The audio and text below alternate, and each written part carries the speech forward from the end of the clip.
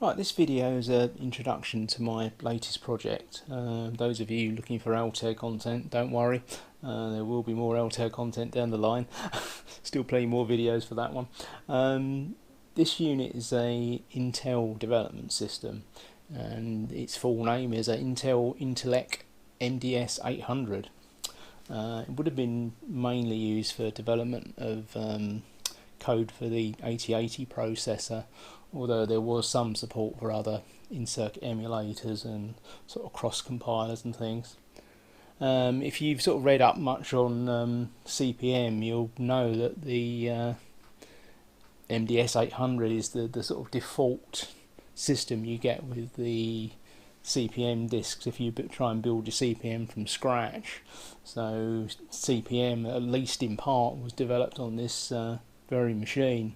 So it's got some historical interest anyway. So let's have a little look around it. Big blue box, weighs about 33 kilograms apparently, and I can attest having to try to pick it up. That's probably true. We've got a big switch on the front here which turns the power on and off. There you go. We've got a range of interrupt switches along the front here, which allows you to generate an interrupt when you're sort of writing code for the 8080. There's a boot switch which you use when you're booting from disk. You just sort of hit that button, then hit reset, and then release the boot button. Right, so that's sort of brief introduction. What I'll do, I'll reposition the camera, and then we'll have a little look, see what's inside. Right, here we go. That's the inside of it. This is pretty much how it arrived. There is one bit missing off the back here. I think that should be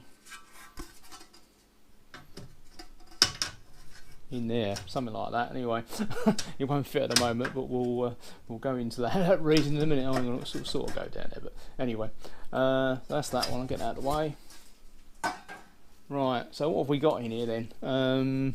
It's not full. It was obviously a system that you could expand quite extensively, but there's enough boards in here to make it work, or let's hope there's enough boards in there to make it work anyway. Right, okay, so we go from the far side to the back, and we'll see where we go from there. Right, the first board is the front panel control board. It goes onto this huge connector here. If you can see this big black wire, that's going to those interrupt switches we looked on the front. I'll pull that off.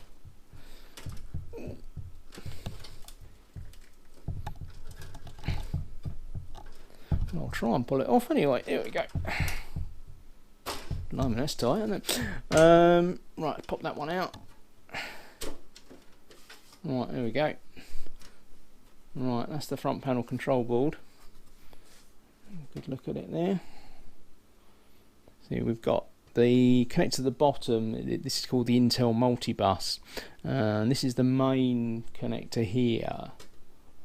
And there's this other additional connector that's called the P2 connector, which is used to couple the boards together if they need extra connections that don't go via the main bus. Right, let me get that out of the way. Right, the next board up should be the processor card. Oh, there we go. Right, there we go. That's the processor card. And looking at that, I hadn't noticed that before, but you can see it's the first time I pulled this apart. It's actually got the processor missing, so that's probably not going to work too well. Right, well, that's one thing we'll put on the list for repair.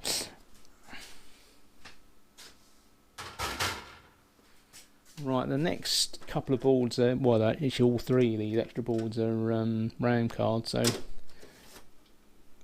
this one is a 16K RAM board. There we go. I think this one's, not sure which one that's strapped for. 7.9. Right, that's strapped for the top 16K of the 32.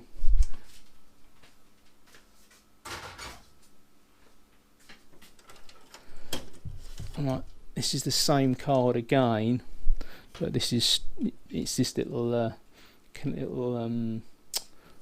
see if I can get it in the shot. this little jumper here. This is strapped for the bottom 16 cable to 32. Right, get that one out of the way.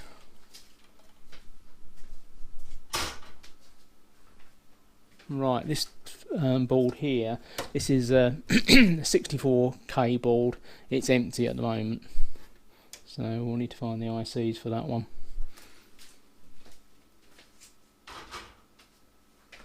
Right, I've got a bit of a gap now, and then we've got the two controllers for the floppy drive. So this is the first one. Get it out of the way. There we go. That's that one. Now this is called the floppy channel card, this one. I'm not entirely sure what's the difference between the two or what their function is, but the other card, which is behind it, this is the floppy interface card, and these two cards actually connect via that little P2 connector that we saw earlier. And there's a little down here, you see, that's the little coupling piece.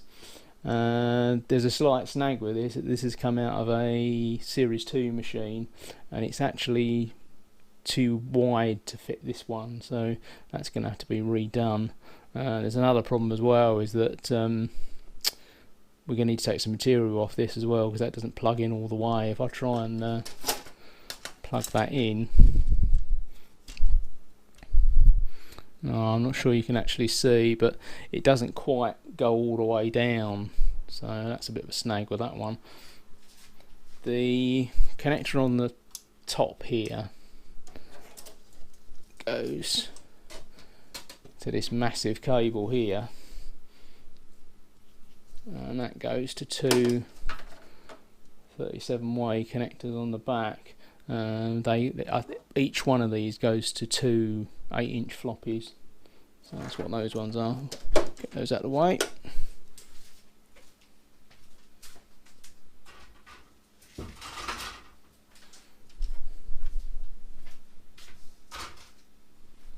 Right, now that's all out the way, I think you probably see, you can see the connectors there. That's where the P2 connectors are that connect the processor to the front panel control board. That's all the other bits here, you just sort of insert if you want them. So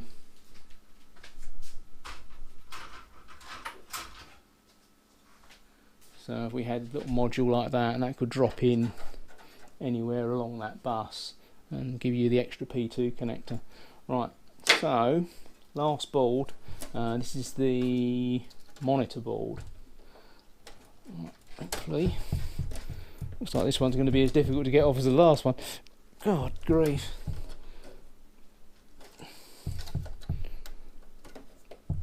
Oh, right, here we go. Let's come off. Pop that out. Right, here we go. Right, that's basically the board with the ROM on it that boots the monitor effectively, and then this connector at the top then goes along this cable to the rear panel. And there's various, I think there's the CRT port, there's a teletype port, there's a punch tape reader, punch tape punch, and there's a printer. Can't quite remember what the other one was. So that's a little tour of that. As to what's wrong with it, other than the fact we just discovered it's got no processor in it, there's a few things actually.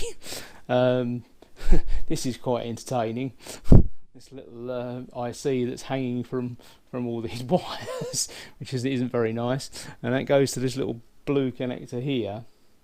And there's also extra wires that have been put in here as well, which are a bit of a mess. Worse still, you can see it on the camera, if you look at these little wires here, they've linked into these wires and not even insulated them, which is a right mess really. And they've also hacked the board a bit. Hang on a second to get that board again.